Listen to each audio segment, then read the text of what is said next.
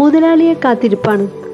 അവൻ്റെ മുതലാളിയോടൊപ്പമുള്ള ഒരു ബൈക്ക് യാത്ര, അടാറ് ബൈക്ക് യാത്രയാണെങ്കിലും അവിടെയുള്ള ഒരു പെണ്ണിന്റെ വായി നോക്കാൻ അവൻ മറന്നില്ല. കണ്ടില്ല, തിരിഞ്ഞു നോക്കുന്നു. ഇവനെന്താ ചെയ്യാൻ പോകുന്നത്? അയ്യോ, ആ ഡോഗ് പേടിച്ചു. എന്തായാലും അവൻ്റെ ആ ഒരു ക്രിമികടി അവസാനിച്ചല്ലോ.